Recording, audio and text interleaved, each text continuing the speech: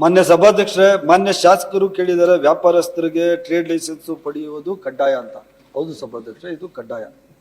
ಇದು it's A compulsory. ಯಾವುದೇ ವ್ಯಾಪಾರ ವಹಿವಾಟು ಮಾಡುವಂಥವ್ರಿದ್ರೆ ಅವ್ರಿಗೆ ಟ್ರೇಡ್ ಲೈಸೆನ್ಸ್ ತಗೋಬೇಕಾಗಿರೋದು ಅವ್ರ ಕರ್ತವ್ಯ ಆಗಿರ್ತದೆ. ಅದನ್ನು ಇಶ್ಯೂ ಮಾಡೋದು ನಮ್ಮ ಜವಾಬ್ದಾರಿ ಆಗಿರ್ತದೆ ಸಭಾಧ್ಯಕ್ಷರೇ. ಅದರಿಂದ ಅದು ಕಂಪಲ್ಸರಿ ಸಭಾಧ್ಯಕ್ಷರೇ.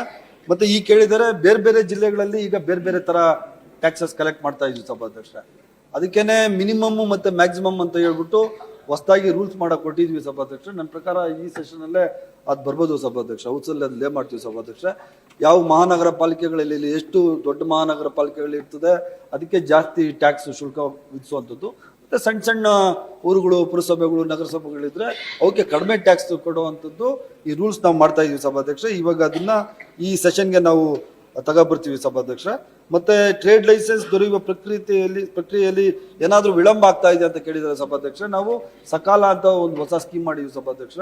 ಯಾವ ಅಂಗಡಿ ಮಾಲೀಕ ಯಾರಿಗೆ ಪರವಾನಗಿ ಬೇಕಾಗಿರ್ತದೆ ಅವರು ನಾವು ಕೇಳಿದಂಥ ಡಾಕ್ಯುಮೆಂಟ್ಸ್ ಎಲ್ಲ ಕೊಡ್ಬೇಕಾಗ್ತದೆ ಸಭಾಧ್ಯಕ್ಷ. ಅವರು ಡಾಕ್ಯುಮೆಂಟ್ಸು ಸಂಪೂರ್ಣವಾಗಿ ಕೊಟ್ಟಂತಹ ದಿನದಿಂದ 15 ದಿನಗಳ ಒಳಗಡೆ ಅವರಿಗೆ ನಾವು ಲೈಸೆನ್ಸ್ ಅನ್ನ ಇಶ್ಯೂ ಮಾಡುವಂತ ಕೆಲಸ ಮಾಡ್ತಾ ಇದ್ದೀವಿ ಸಭಾಧ್ಯಕ್ಷರೇ. ಸೊ ಆದ್ರಿಂದ ಈ ಯಾವುದು ವಿಳಂಬ, ಭ್ರಷ್ಟಾಚಾರ ಪ್ರಕರಣಗಳು ಯಾವ್ದಂತೂ ರಿಜಿಸ್ಟರ್ ಆಗಿ